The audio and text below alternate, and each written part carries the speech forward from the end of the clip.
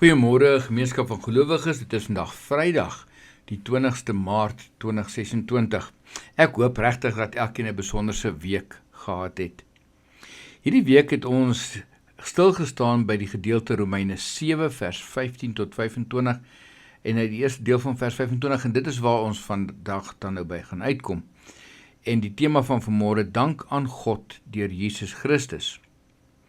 Nou, na alles wat Paulus gesê het, die stryd, die frustrasie, die eerlike worsteling, kom hy uiteindelik by die eenvoudige, maar ongelooflike kragtige woorde. Hy sê, aan God die dank, hy doen dit deur Jesus Christus, ons Here.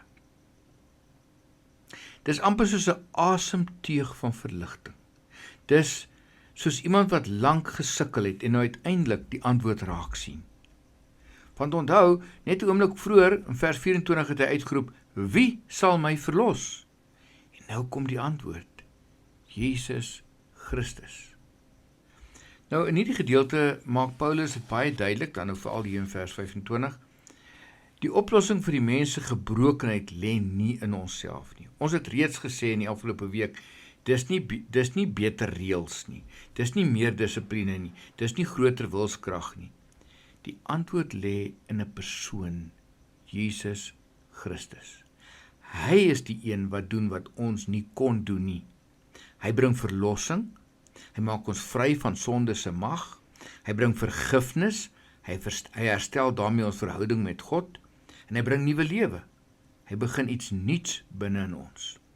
Nou as 'n mens dalk dink aan in die gedeelte 1 Johannes 1 vers 9, waar staan, maar as ons sondes bely, hy is getrou en regverdig, hy vergewe ons sondes en hy reinig ons van alle ongeregtigheid.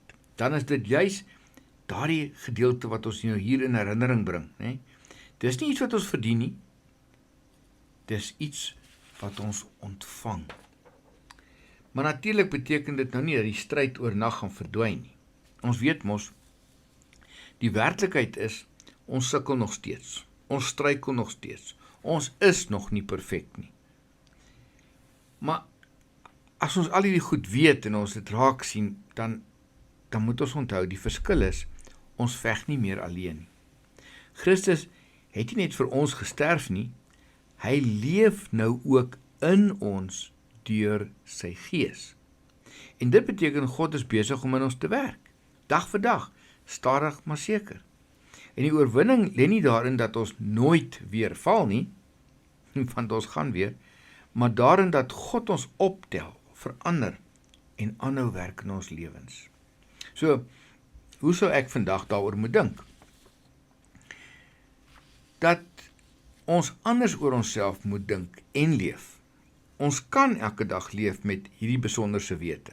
God is nog nie klaar met my nie. Engelse mense sê gewoonlik, I'm a work in progress.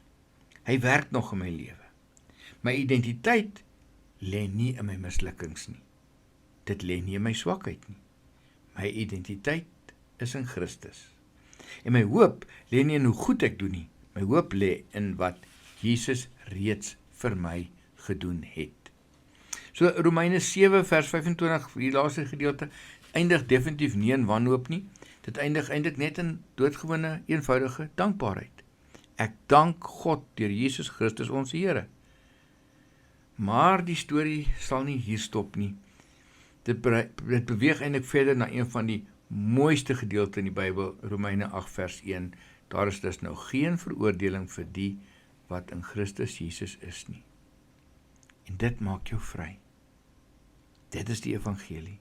Nie dat ons perfek is nie, maar dat ons in Christus vrygespreek is. Dis ons hoop, dis ons vryheid, dis die genade van God. Here Jesus, dankie vir wat U vir ons gedoen het. U, onsse Vader, dankie dat U ons so lief het, dat U U Seun vir ons gestuur het.